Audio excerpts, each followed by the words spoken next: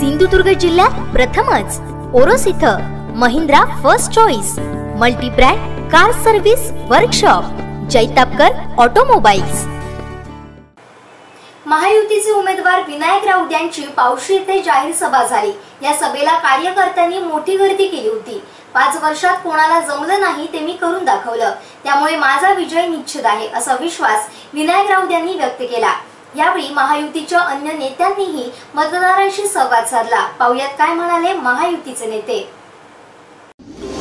Jaitapkar builders and developers 20 वर्षांपासून गृहस्वप्न साकार करणारं एक नातं विश्वासाचं आणि लोकांचे आज आशीर्वाद हे त्यांना या सभेच्या निमित्ताने मिळत आहे।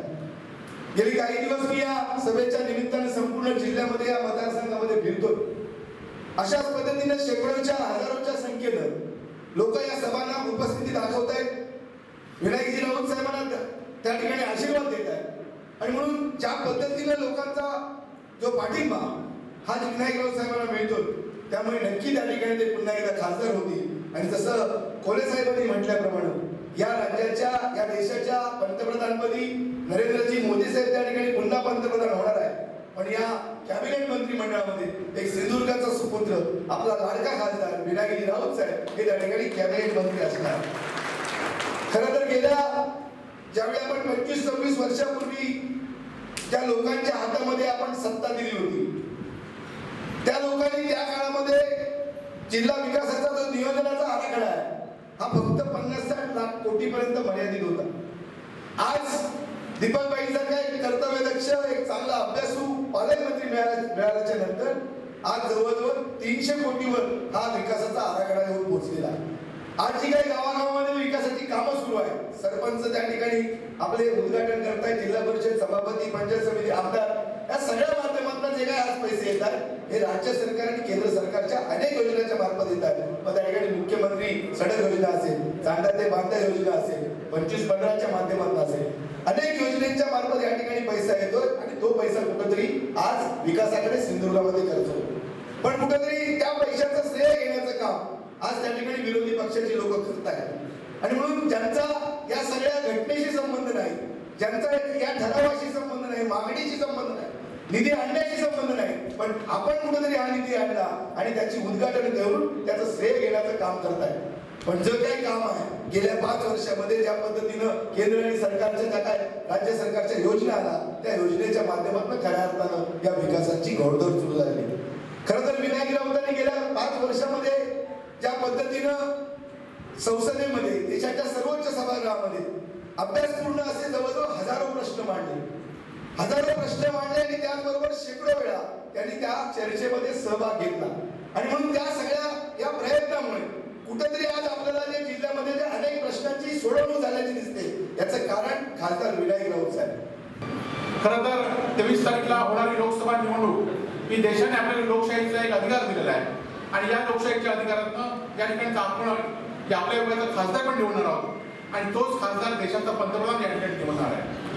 आणि खऱ्या अर्थाने आपण खासदार निवडणार तो सक्षम खासदार असला पाहिजे, त्याचबरोबर आपण जो पंतप्रधान निवडणार आहे तो सुद्धा सक्षम असला पाहिजे, यासाठी आपण त्या ठिकाणी एकत्र जमलो आहोत।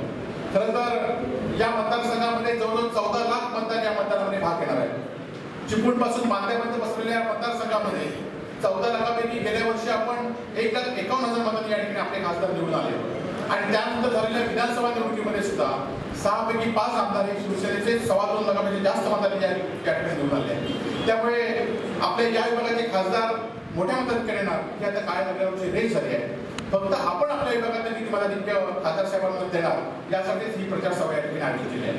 खरं तर आपण या मतदारसंघाचा इतिहास बघितला तर शिवसेनेने कायमच या लोकसभा मतदारसंघावर वर्चस्व स्थापन केलं आहे। आणि ज्या ज्यावेळी या मतदारसंघामध्ये शिवसेना लढत होती त्यावेळीचे राष्ट्रीय पक्ष या निवडणुकीमध्ये आमच्या विरोधात होते। परंतु आपण या सगळ्या निवडणुकीचा इतिहास बघितला तर एकदाही या मतदारसंघामध्ये अपक्ष उमेदवार कधी निवडून आला नाही आणि यावेळी सुद्धा आपल्यासमोर असलेला अपक्ष उमेदवार कधी निवडून येणार नाही। फक्त त्या अपक्ष उमेदवाराचं दिवसेंदिवस डिपॉझिट प्रत्येक वेळी डिपॉझिट केलं अपक्ष उमेदवाराचं, त्यामुळे यावेळी सुद्धा या अपक्ष उमेदवाराचं डिपॉझिट या ठिकाणी जाणार आहे। केंद्राचा पैसा थेट शेतकऱ्यांच्या त्या अकाउंटवर पूर्वी सुद्धा या विकासाच्या माध्यमातून शेकडो कोटी यायचे, पण स्वाभिमानच्या राजवटीमध्ये आलेला पैसा या ठेकेदारांच्या घरात जायचा, कॉन्ट्रॅक्टरांच्या घरात जायचा आणि ह्या आपल्या राजवटीमध्ये येणारा प्रत्येक पैसा लोकांच्या गावापर्यंत जातोय, लोकांच्या घरापर्यंत जातोय।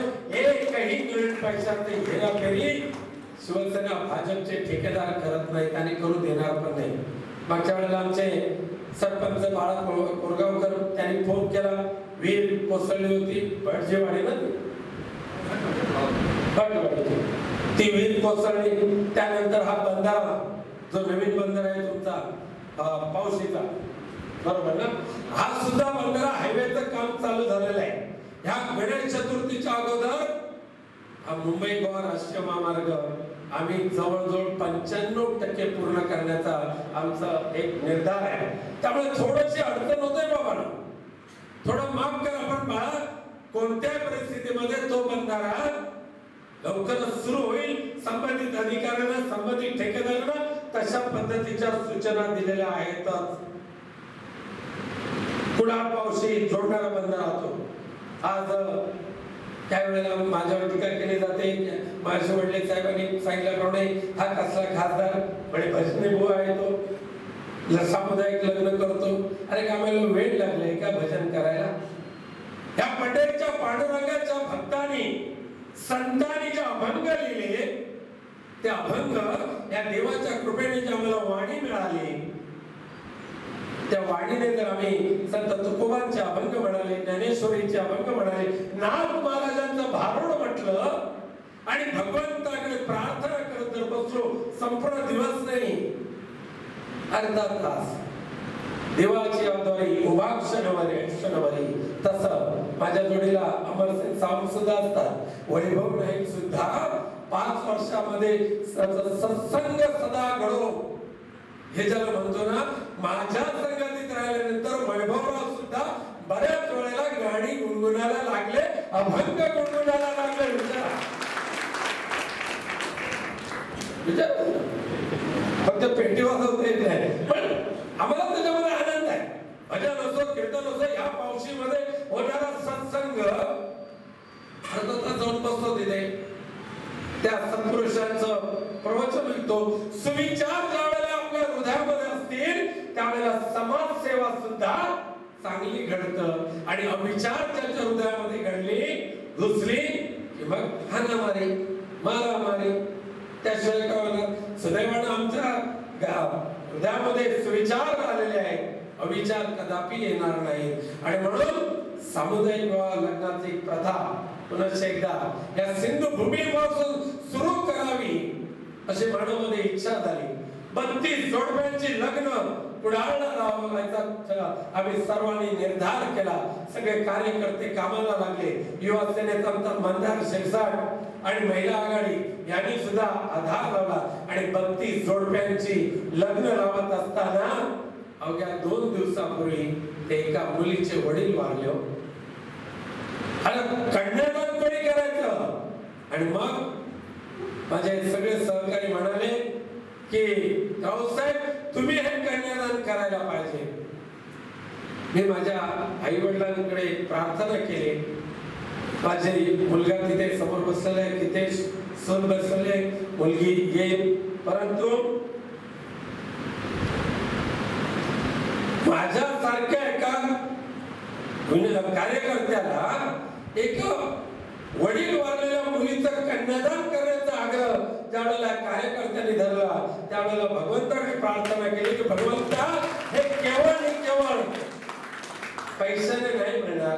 त्या 2 दिवसापूर्वी वारलेल्या वडील ज्या मुलीचे वारले तिचं कन्यादान करत असताना हे सगळेजण बसले आणि त्या मुलीला सांगितलं बघ मुली की तुझं माहेर किंवा म्हणजे कन्यादानामध्ये आम्ही नाही बसवलं, तुला ज्या ज्या वेळेला वाटेल त्या वेळेला विनायकरावचं घर तुझं माहेर आहे, तुझ्या वडीलकीच्या नात्याने तुला जे जे लागेल ते कर।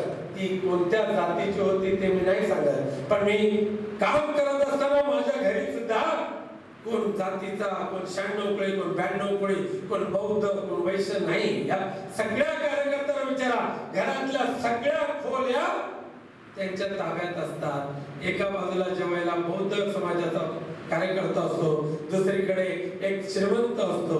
सारे भगवंताची लेकरं असतात आणि त्या भगवंताच्या लेकरांची सेवा करण्याचं भाग्य या विनायक राऊतला 5 वर्षाच्या कारकिर्दीमध्ये खासदार म्हणून तुम्ही प्राप्त करून दिलात. बाबांनो, तुम्ही माझ्या सगळ्या परिवारातले आहात. आज दुर्दैवाने माझे आई वडील नाही आहेत, हे माझं भाग्य पाहायला ते नाही आहे, पण तरी सुद्धा तुमच्या नात्याने मला माझे आई वडील दिसतात, माझे वडीलधारी वडील दिसतात. त्यांचा आशीर्वाद असेच प्राप्त होत आजपर्यंतची सद्बुद्धी मला दिली.